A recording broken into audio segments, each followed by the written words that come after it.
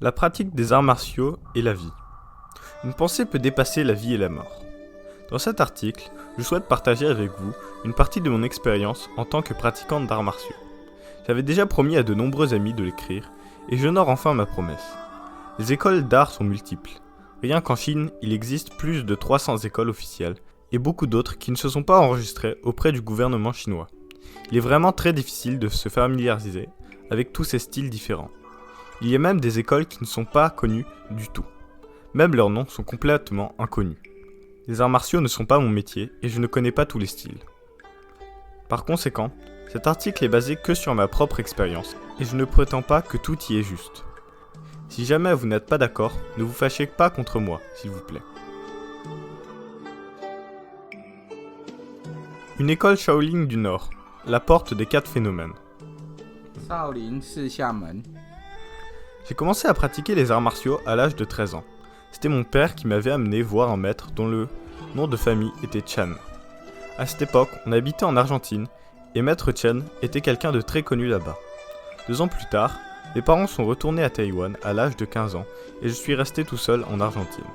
Par conséquent, tous les jours après avoir fini les cours, je me présentais à notre école d'arts martiaux pour m'y entraîner et j'y allais même le dimanche.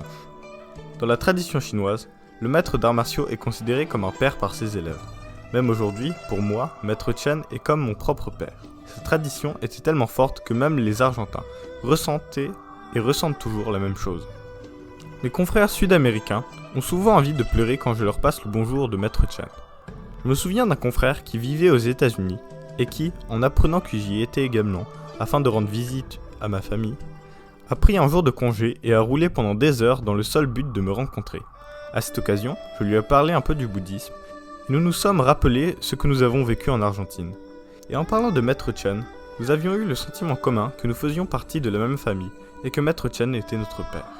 D'ailleurs, quand j'ai dit à mon confrère que chaque être sensible a son propre vrai moi, et que chaque vrai moi est immortel, tout à coup, ses yeux rougirent et il eut envie de pleurer. Il ne savait pas du tout quelle était l'origine de cette émotion. Maître Chen est une vraie légende en Amérique du Sud. Beaucoup de nouveaux pratiquants ne croient même pas qu'il a réellement vécu en Argentine et pensent qu'il s'agit d'un mythe.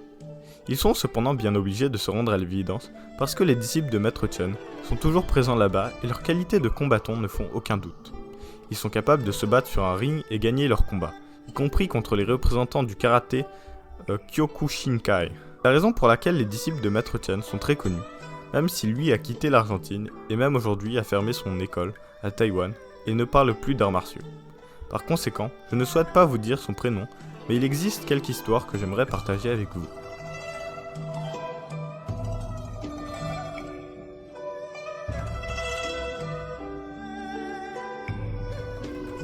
Est-ce que les arts martiaux chinois ne sont qu'une jolie danse sans valeur réelle pour le combat ? Il existe un célèbre peintre taïwanais du nom de Ling Xingyue qui a étudié en Espagne à l'époque où maître Chen poursuivait ses propres études là-bas. Il y a rencontré et est devenu l'un de ses grands amis. Plus tard, lorsque j'avais déjà 15 ans, ce peintre est venu en Argentine pour faire une exposition de ses œuvres. Comme je lui servais d'interprète, il m'a invité à déjeuner et il m'a raconté une histoire avec maître Chen. Il m'a dit qu'à l'époque, il y avait à Madrid un centre culturel taïwanais parce que l'Espagne avait des relations diplomatiques avec Taïwan, mais pas avec la Chine. Dans ce centre, il y avait un vieux monsieur taïwanais qui enseignait le tai chi. Certains Espagnols avaient demandé à ce maître de tai chi si, en faisant les mouvements aussi doucement, on pouvait vraiment apprendre à les utiliser en combat. Le vieux monsieur avait répondu « Bien sûr que oui !» Toujours incrédules, les Espagnols avaient fait venir un boxeur qui avait défié ce maître de tai chi. Le combat était très déséquilibré, et s'était terminé par un KO de notre malheureux maître. Je ne veux absolument pas dire par là que le tai chi ne peut pas être utilisé en combat, et je ne veux pas critiquer cette école.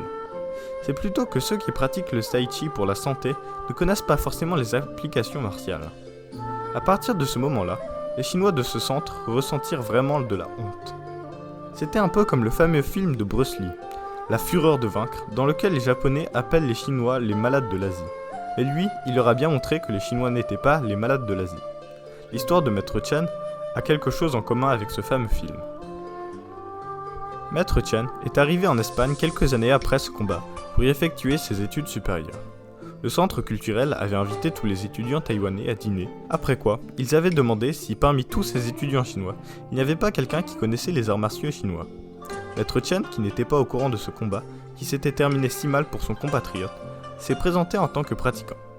Ce n'est qu'après que le directeur du centre lui a raconté ce qui s'était passé avec le maître de Tai Chi, et il a rajouté que maintenant les Espagnols pensaient que les arts martiaux chinois ne servaient à rien. Maître Chen a répondu qu'il était prêt à affronter n'importe qui. Le directeur de ce centre a donc invité le garde du corps du roi d'Espagne. Ce dernier était champion d'Europe de karaté, il était également expert en taekwondo et en aïkido. Je ne me souviens plus quel était son grade exact, mais c'était au minimum 5e ou 6e dan.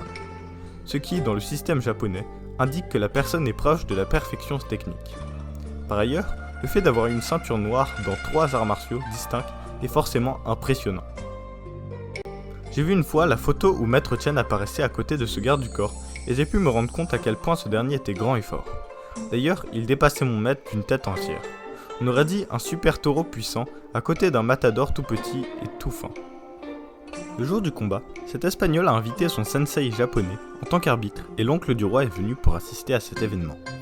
Le peintre Lin m'a raconté que ce karatéka, voyant Maître Chen, n'a même pas cru nécessaire de mettre son kimono, si bien qu'il a juste enlevé sa cravate et ses chaussures parce qu'il pensait sûrement qu'il allait expédier cette affaire très vite et que le temps de se changer allait être plus long que la durée du combat.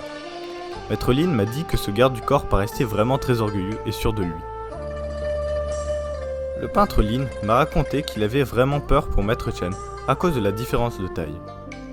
C'était vraiment un toréador chinois de Shaolin contre un taureau espagnol. Le sensei japonais a fixé les règles. Les 2 combattants se sont salués et le combat a commencé. Notre espagnol, juste après le salut, a donné un coup de pied très haut en visant la tête de Maître Chen. Ce dernier a aussi levé son pied qui est parti bien après, mais arrivé bien avant. Paf! Cela a fait un bruit très fort. Maître Chen a frappé la jambe qui n'a pas pu le toucher, et le peintre Lin a eu un grand sourire. Notre garde du corps a cru à un hasard, et il a tout de suite réessayé avec son autre pied, en visant toujours la tête de Maître Chen. Paf! Avec un fort bruit, le pied de Maître Chen a de nouveau frappé la jambe qui l'attaquait. Notre espagnol est devenu beaucoup plus prudent, et a renoncé à donner des coups de pied élevés. Le peintre Lin avait l'impression qu'il observait un combat entre un adulte et un enfant. Maître Chen frappait et se retirait sans qu'il soit touché. En fait, chaque fois que son adversaire perdait sa concentration, il recevait un coup et il n'arrivait pas à réagir. Le peintre Lin m'a dit qu'il y avait une très grande différence de niveau entre les deux et au fur et à mesure que le combat avançait, le visage du sensei japonais s'assombrissait de plus en plus. Tout à coup, le garde du corps a lancé un coup de pied et Maître Chen a attrapé son pied en lui tournant le dos. Cela parut être une énorme erreur. L'Espagnol voulut en profiter pour placer un coup du tranchant de la main de son cou. Le peintre Lin en eut la bouche grande ouverte. Il avait très peur pour Maître Chen, il se dit que c'était fini pour lui. Tout d'un coup, Maître Chen, en ayant toujours le dos tourné vers son adversaire, l'a frappé avec son coude dans le ventre. Paf! L'Espagnol est devenu tout pâle, et avec sa main toujours en haut, il s'est mis lentement à tomber sans réussir à respirer. C'est à ce moment précis que l'arbitre japonais a trouvé opportun de mettre fin au combat en déclarant le match nul. La joie du peintre Lin d'entendre que le combat s'était fini s'est transformée en colère face à cette décision complètement injuste. Je me souviens qu'il m'a dit que le japonais n'avait pas envie de perdre la face et il ne voulait pas reconnaître la défaite de son élève. Par contre, l'oncle du roi est venu voir Maître Chen afin de le remercier pour ce spectacle et lui a proposé d'enseigner le kung-fu à l'armée espagnole.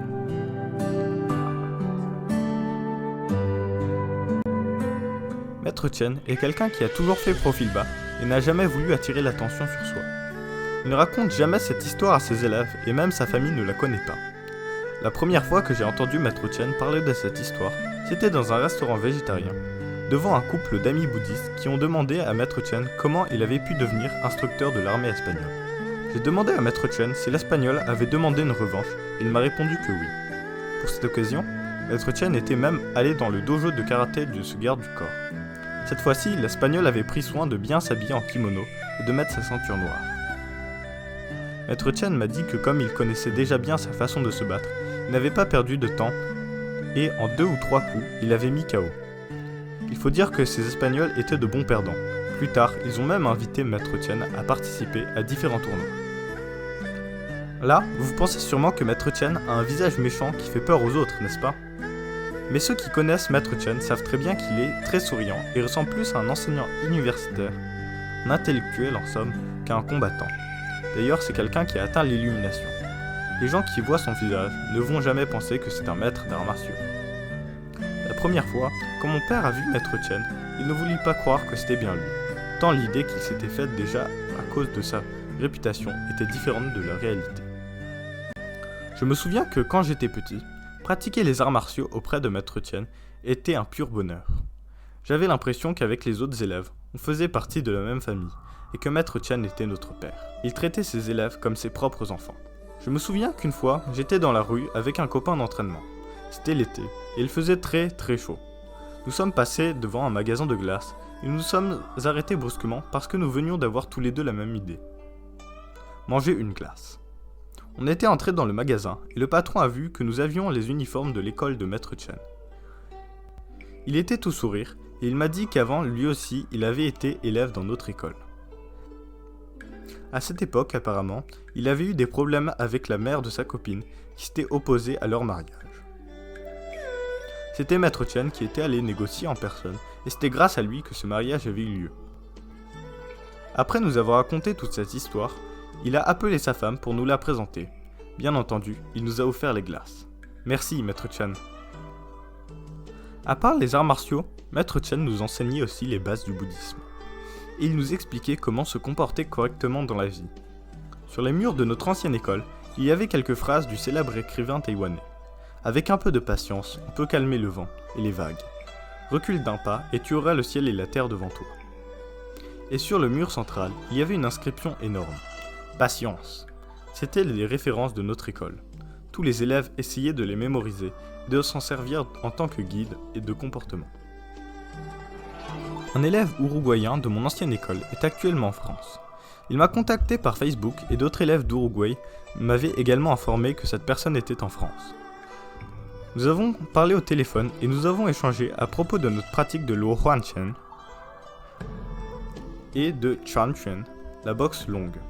J'étais vraiment content d'entendre de nouveau, après tout ce temps, quelqu'un qui parlait l'espagnol avec un accent aussi caractérisé que celui de l'Amérique latine. Ceci dit, je ne me rappelais pas de lui, même s'il se souvenait de moi. Cependant, je n'avais pas de doute, parce que, dans la mesure où il connaissait si bien notre école, il ne faisait aucun doute qu'il était un ancien élève. Je l'ai invité à manger avec sa fiancée française. Il est venu avec une photo de jeunesse. Effectivement, je l'ai reconnu tout de suite sur la photo. J'ai été témoin de son mariage. Il me considérait comme étant sa seule famille en France. Le jour de son mariage, en parlant de Maître Chen, il s'est mis à pleurer. Et en regardant cette personne qui faisait une tête de plus que moi, qui avait battu aussi souvent même des champions du karaté Kyokushinkai, je me dis que personne n'aurait pensé qu'il était aussi émotif. Et comme c'était le jour de son mariage, sa femme française a cru à tort que cette émotion était causée par le mariage. Franchement, je n'avais pas envie de lui expliquer la vérité. Si tu veux combattre, salue d'abord. Une personne m'a raconté qu'au début, à l'ouverture de l'école, elle avait dû faire face à beaucoup de défis de maîtres de karaté ou de taekwondo. Maître Chen était le premier à ouvrir une école de kung-fu, et ces gens qui étaient bien installés avant ne voulaient pas de la concurrence. Il y avait eu un maître qui était venu avec ses élèves, et Maître Chen a organisé un combat entre eux et ses propres élèves. Ceux qui sont venus ont tous perdu, et quand Maître Chen est allé serrer la main de leur maître, le dernier l'a frappé au visage au lieu de lui serrer la main. D'un coup, tous les élèves de Maître Chen se sont mis debout. Maître Chen a pu tourner son visage à temps pour bien encaisser le coup. Il n'est pas tombé. Il a simplement dit à ce maître que s'il voulait vraiment combattre avant, il fallait saluer. Ensuite, Maître Chen a invité cette personne à monter sur le tatami. On m'a raconté que Maître Chen avait été très rapide. Chaque fois que la personne essayait de le frapper, il le touchait sur la nuque. On put facilement imaginer que dans un vrai combat, cela aurait été la fin immédiate du duel. À la fin, cette personne a essayé d'attraper Maître Chen, qui a fait un grand saut pour atterrir sur lui, et bien serrer sa tête entre ses deux jambes. Ensuite, il a encore frappé légèrement à la nuque, et a dit « Fin de combat ». Je crois vraiment en cette histoire parce que moi-même, j'ai essayé d'attaquer Maître Chen plusieurs fois à l'entraînement, et à chaque fois, il a facilement touché ma nuque. Je n'ai aucune idée de la manière dont il a pu réussir ce geste.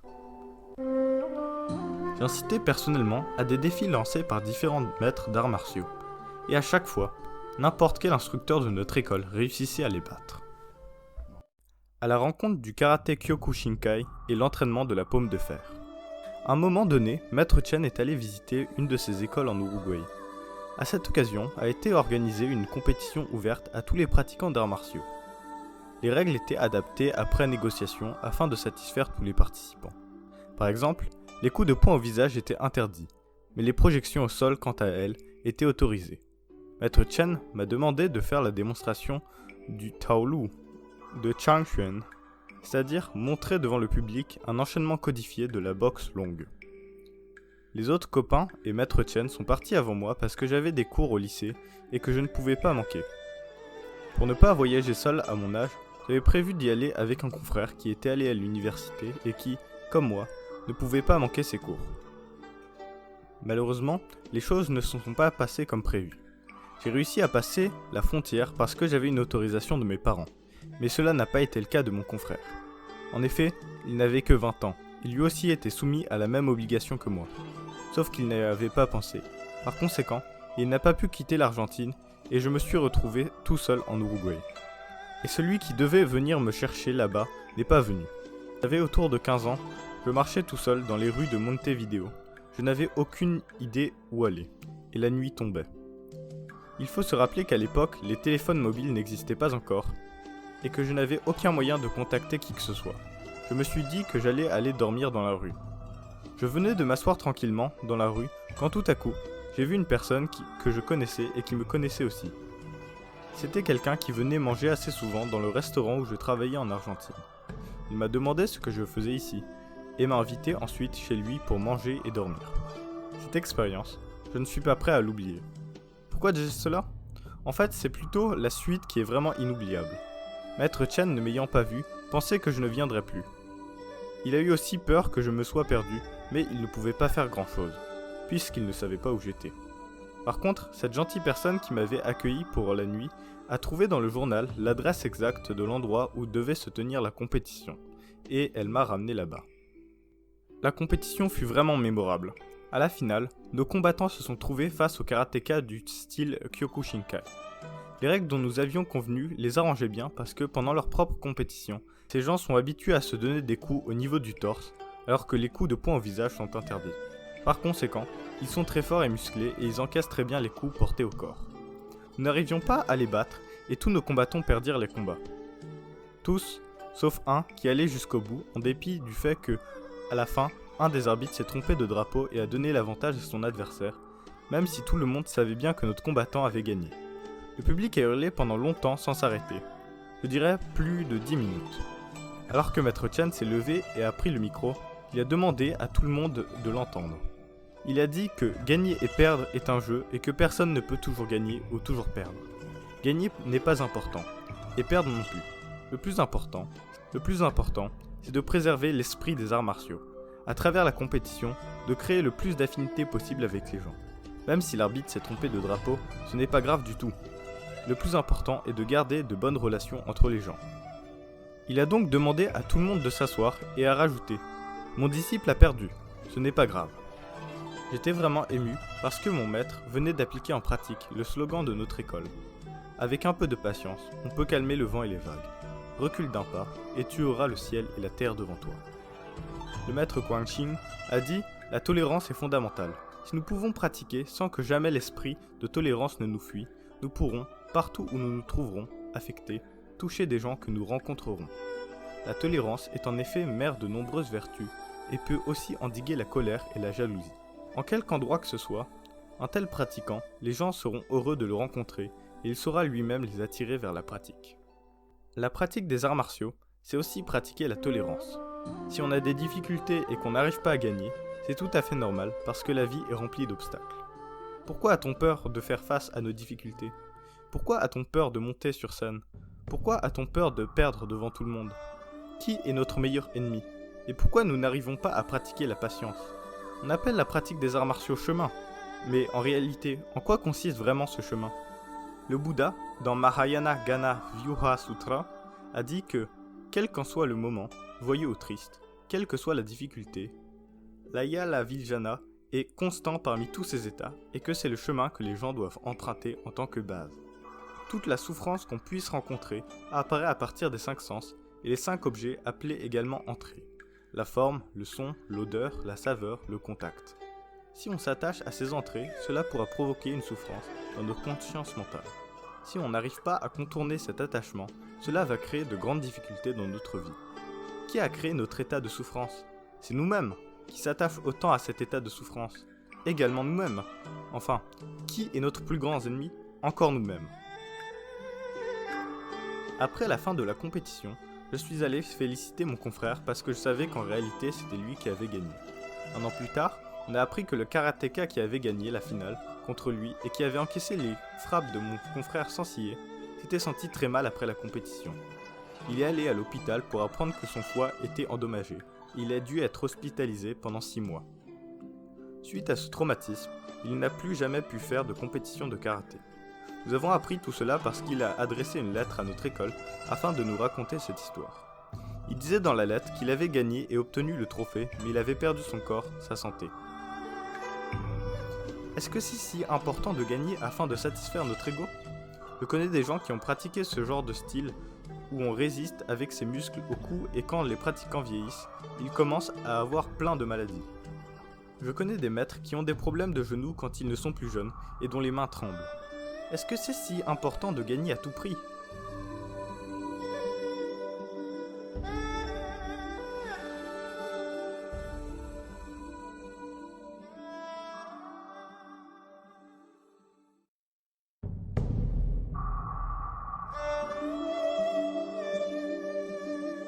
Quel est le véritable chemin des arts martiaux? Le but du chemin des arts martiaux n'est pas simplement de se battre. En chinois, on dit wushu. Shu veut dire méthode et wu veut dire éviter de se battre. D'ailleurs, c'est le sens originel, même si aujourd'hui, dans le dictionnaire, on traduit souvent par militaire. Pour pouvoir éviter de se battre, il faut enlever la haine et la colère et résoudre les conflits. Qui est notre plus grand ennemi? Notre plus grand ennemi n'est pas notre adversaire, c'est notre propre ego. Mais qui peut résoudre nos problèmes? C'est aussi notre ego. Comment peut-on résoudre les conflits? Il faut trouver le chemin juste. Parce que tout ce qu'on fait aujourd'hui aura des conséquences plus tard. Il faut trouver un chemin de libération qui nous évite d'avoir des conflits. Attention, éviter les conflits ne veut pas dire appliquer la politique de l'autruche. Cela veut dire rester tranquille face aux conflits et trouver le chemin juste. Si jamais quelqu'un qui vous diffame, il faut pratiquer la tolérance sans avoir de la colère. Et il faut surtout garder la tranquillité, afin de trouver la cause et pouvoir résoudre ce problème. Il ne faut pas se précipiter, s'énerver et réagir immédiatement. Surtout, il faut comprendre quelle est la première cause et quelle est l'origine de tous nos problèmes. Une fois que vous aurez découvert la cause de tous les soucis, vous romprez en même temps l'ignorance sans commencement. Si vous l'avez trouvé, je tiens à vous féliciter parce que vous êtes devenu un maître illuminé. Vous êtes libéré et plus personne ne pourra vous créer de soucis. Ici, je veux partager avec vous l'histoire d'un maître japonais qui s'appelait Takuan Shōho. Il a eu un disciple très célèbre, répondant au nom de Miyamoto Musashi. Ce dernier était très célèbre en tant que samouraï et maître du sabre. Il y avait connu ce moine pendant sa jeunesse. Mais un jour, Miyamoto Musashi a rencontré de nouveau Takuan, et il était content de revoir son ancien maître. Il lui a dit que son esprit n'était pas tranquille, même s'il avait acquis une énorme notoriété, et qu'il était respecté par tous. Le moine a dessiné un rond par terre, et il a demandé à notre samouraï de se déplacer. Musashi a vu le rond, et il a décidé de rentrer à son intérieur. Une fois à l'intérieur, il a reçu un coup de bâton sur la tête. Notre samouraï est sorti à l'est du rond. À peine arrivé, il a sorti un autre coup. Ensuite, Musashi est allé à droite, et à peine arrivé, il a aussi reçu un coup. Il est allé au sud, et il a reçu un coup. Ensuite, il a essayé d'aller vers le sud-est, le nord-est, et il recevait à chaque fois un nouveau coup sur la tête. Dans notre vie, c'est pareil. On est en France, et on pense qu'on peut vivre mieux aux États-Unis, et on a envie d'y aller. Une fois là-bas, on pense que c'est mieux au Canada, et on va au Canada. Une fois au Canada, on pense qu'on peut gagner plus d'argent en Asie, et on se précipite là-bas. Quand on est dans la montagne, on pense que la montagne d'à côté est plus belle et plus haute, et on va là-bas. En réalité, notre vie, nous sommes sans arrêt à la recherche du confort et de la tranquillité. Finalement, on perd notre vie à courir dans tous les sens et on n'est jamais tranquille. On est comme le samouraï Miyamoto Musashi. Vous comprenez maintenant pourquoi le moine Takuan a frappé autant de fois Musashi. Ces coups étaient l'émanation même de la miséricorde. Le bouddhisme Chan, Zen au Japon, Il y a un dicton, dès que tu ouvres la bouche, tu te trompes. Dès que tu as une pensée, ce n'est pas juste. Ce dicton a vraiment beaucoup de sens, parce que notre pensée et notre parole viennent de notre ignorance. Quelle est cette ignorance? Je vous laisse le découvrir par vous-même. Sinon, vous pouvez venir à notre association. Nous vous l'expliquerons en détail.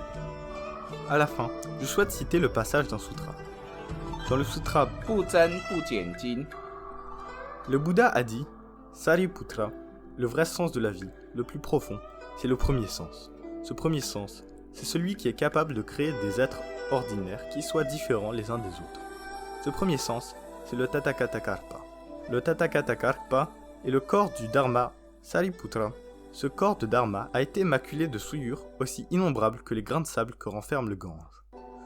Depuis le non-commencement jusqu'au monde actuel, les souillures en nombre infini continuent d'entacher le corps du Dharma. Elles sont pareilles au flux et au reflux perpétuel des vagues, naissant et mourant sans cesse. Ainsi, c'est telles des vagues que sont définis les êtres ordinaires.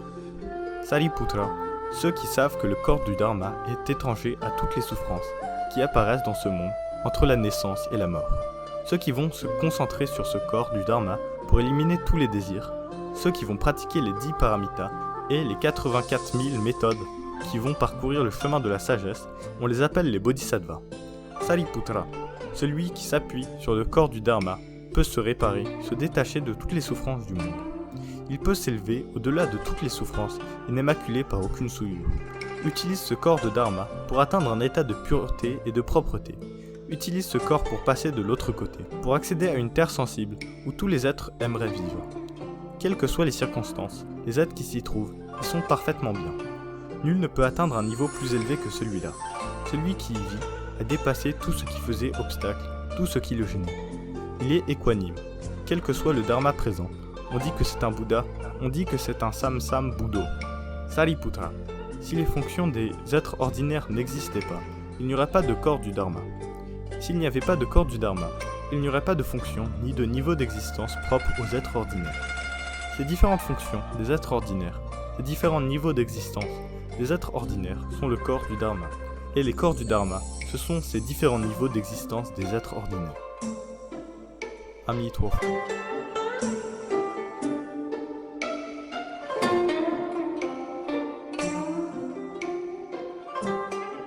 Association du vrai cœur.